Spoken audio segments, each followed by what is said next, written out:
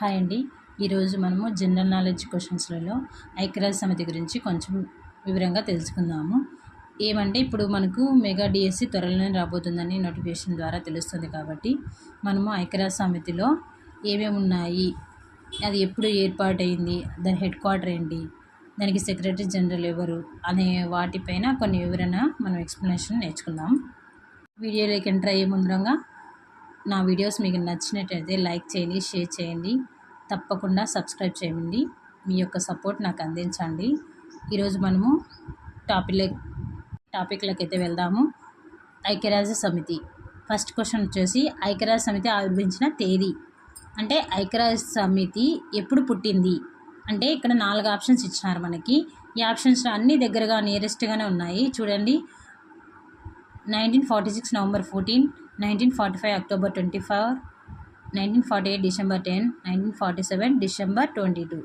మనకు ఆన్సర్ వచ్చేసి 1945 October 24. ఇది మనకు ఐక్యరాజ్య సమితి ఆవిర్భవించిన తేదీ. ఎప్పుడు పుట్టిందంటే 1945 October 24న మనకి యుఎన్ అనేది పుట్టింది. అలాగనే నవంబర్ 45లో ఈ ఐక్యరాజ్య సమితి వచ్చేసి మనకి ఏ దాంతో చేరిందంటే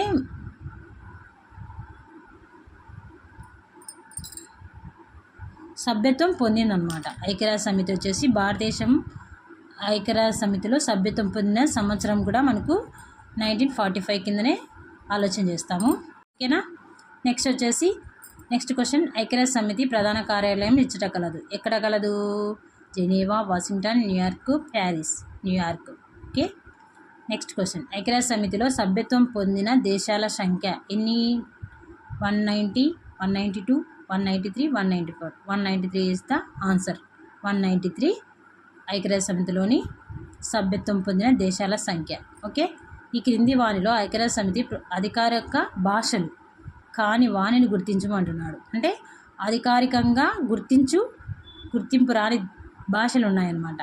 అంటే ఇక్కడ మనకు చూస్తే 4 ఆప్షన్స్ ఉన్నాయి. 4 ఆప్షన్స్లలో కాని వాటిని గుర్తించాలా. ఐక్యరాజ్య సమితి అధికారిక భాష కాని వాటిని గుర్తించాలా. ఇక్కడ మనకు English, Russian, Chinese, Arabic, Spanish, French, Japanese, German.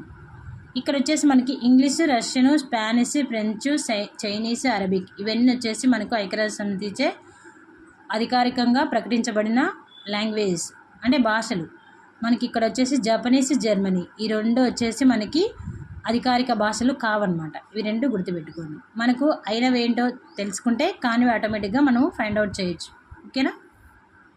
Next question, 5th question, ఐక్యరాజ్య సమితి యొక్క చిహ్నం శాంతి పావురము, తెల్లని వస్త్రము, ఆలివ్ కొమ్మలు, 5 రింగులు. 5 రింగులు అయితే కాదండి. 5 రింగులు ఏదానికో మనకు తెలుసు అనమాట. ఒలింపిక్ కదా 5 రింగులు, కాబట్టి ఆలివ్ కొమ్మలు గుర్తుపెట్టుకోండి. శాంతి పావురము, తెల్లని వస్త్రం ఇవి 2 అయితే కాదు. ఆలివ్ కొమ్మలు అంటే ఎలిమినేషన్ పద్ధతిలో మనం ఆ విధంగా కూడా చేసుకోవచ్చు. ఆలివ్ కొమ్మలు.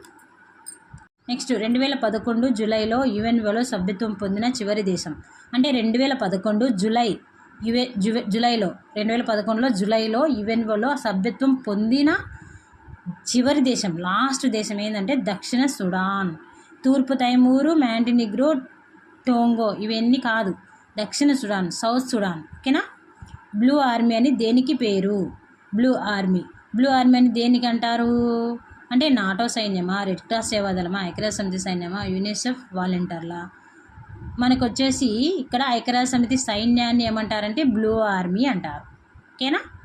మొదటి ప్రపంచ యుద్ధానంతరం ప్రపంచ శాంతి కొరకు ఏర్పాటు చేయబడినది ఏంటంటే నానాజాతి సమితినా, ఐక్యరాజ్య సమితినా, నాటోనా, కామన్వెల్తా? నానాజాతి సమితి. నెక్స్ట్, ఐక్యరాజ్య సమితి నూతన ప్రాంతీయ కార్యాలయం ఇచ్చట ప్రారంభించారు. ఇక్కడ ఆటోమేటిక్గా మనకు తెలుసు. ఇక్కడ చూడండి, మనం ఐక్యరాజ్య సమితి ప్రధాన కార్యాలయం ఇచ్చట కలదు అంటే కన్నా న్యూయార్క్ అని రాసాము ఇక్కడ. ఓకేనా. ఇక్కడ వేరేది ఐక్యరాజ్య సమితి నూతన ప్రాంతీయ కార్యాలయం, అది వచ్చేసి ముందు ఉన్నది ప్రధాన కార్యాలయం. ఇక్కడ వచ్చేసి నూతనంగా ఏర్పాటు చేయబడిన కార్యాలయం వచ్చేసి ఎక్కడుంది? బాగ్దాద్లో ఏర్పాటు చేసినారనమాట. బాగ్దాద్. నెక్స్ట్ వచ్చేసి భారతదేశం ఐక్యరాజ్య సమితిలో సభ్యత్వం పొందిన సంవత్సరం. ఆల్రెడీ ఇక్కడ మనం చెప్పుకున్నాం చూడండి. ఫస్ట్లో 1945 అక్టోబర్ 24 ఐక్యరాజ్య సమితి ఆవిర్భవించింది. అదే విధంగా ఇక్కడ భారతదేశం ఐక్యరాజ్య సమితిలో సభ్యత్వం పొందిన సంవత్సరం వచ్చేసి కూడా 1945. ఓకేనా, 1945లో అది ఆవిర్భవించింది. తర్వాత సభ్యత్వం కూడా అప్పుడే పొందింది. ప్రస్తుత ఐక్యరాజ్య సమితి ప్రధాన కార్యదర్శి ఆంటోనీ గుటెరస్ గతంలో ఈ క్రింది దేశానికి ప్రధానిగా వ్యవహరించాడు. ఏ దానికి? పోర్చుగల్కి అప్పుడు ఏమైనా ఉన్నారనమాట. ఏది? ఐక్యరాజ్య సమితి ప్రధాన కార్యదర్శి ఆంటోనీ గుటెరస్. ఇప్పుడు ప్రజెంట్ 2024 కూడా ఈయననే సెక్రటరీ జనరల్గా ఉన్నాడండి, ఒకసారి గుర్తు చేసుకోండి. తర్వాత ఈ క్రింది దేశానికి ప్రధానిగా ఈ పోర్చుగల్ అనే దేశానికి ఆయన ప్రధానిగా వ్యవహరించారనమాట. ఇప్పుడు మనకు 2011. నెక్స్ట్ క్వశ్చన్ చూద్దాం, చూడండి. భద్రతా మండలిలో శాశ్వత సభ్య దేశాల సంఖ్య వచ్చేసి మనకి 2, 5, 10, 15 అని ఇచ్చినాడు. మనకు 5 అండి. శాశ్వత సభ్య దేశాల సంఖ్య వచ్చేసి 5. తర్వాత అంతర్జాతీయ న్యాయస్థానం ఇచ్చడగలదు. అంతర్జాతీయ న్యాయస్థానం ఇచ్చడగలదు ఎక్కడ గలదు? జెనీవా, రోమ్, న్యూయార్క్, దిహేగ్ అంతర్జాతీయ న్యాయస్థానం. తర్వాత నెక్స్ట్ క్వశ్చన్ వచ్చేసి అంతర్జాతీయ న్యాయస్థానంలో న్యాయమూర్తుల పదవీకాలం వచ్చేసి ఎన్ని సంవత్సరాలు ఉంటుంది మనకి? 3 సంవత్సరాల, 15 సంవత్సరాల, 5 సంవత్సరాల, 9 సంవత్సరాల? 9 సంవత్సరాలు. ఇక్కడ చూడండి, అంతర్జాతీయ న్యాయస్థానంలో న్యాయమూర్తుల పదవీకాలం వచ్చేసి 9 సంవత్సరాలు. ఐక్యరాజ్య సమితి సెక్రటరీ జనరల్ పదవీకాలం వచ్చేసి 5 సంవత్సరాలు. ఐక్యరాజ్య సమితిలో అంటే మళ్ళీ 5 yearsకి ఒకసారి మళ్ళీ నామినేట్ అవుతుంటారు అనమాట. ఓకే, నెక్స్ట్ వచ్చేసి ప్రపంచ ఆహార మరియు వ్యవసాయ సంస్థ ప్రధాన కార్యాలయం ఇచ్చటగలదు. Food agriculture organisation.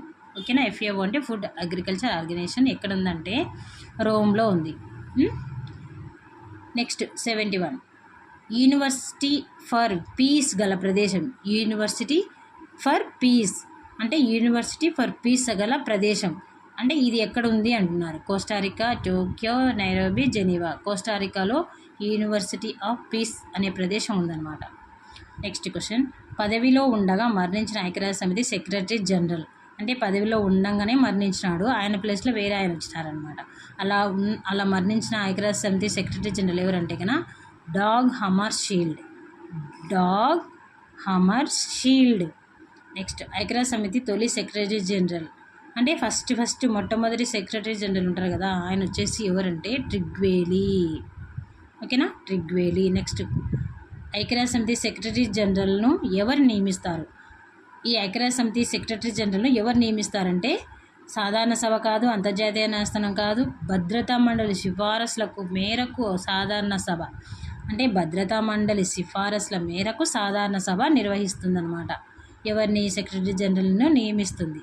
నెక్స్ట్ వచ్చేసి ప్రపంచ శరణార్థుల సంస్థ ప్రధాన కార్యాలయం ఎక్కడ ఉంది? New York, Geneva, Madrid. ఎక్కడుందంటే కన్నా న్యూయార్క్లో ఉంది. ఓకే అండి, ఈ క్వశ్చన్స్ అన్నీ మీకు కొంచెం బాగా అర్థమైనాయని అనుకుంటున్నాను. ఈ వీడియో నాకు నచ్చితే లైక్ చేయండి, షేర్ చేయండి. ఇంకా అంటే మీ షేరింగ్ వల్ల ఇతరులు కూడా బాగా నేర్చుకోవడానికి అవకాశం ఉంటుంది. చాలామంది బిట్వేజ్లో చదువుకుంటే బాగా గుర్తుంటాయని అనుకుంటారు, కాబట్టి నేను ఈ వీడియో చేస్తున్నాను. Thank you for watching video.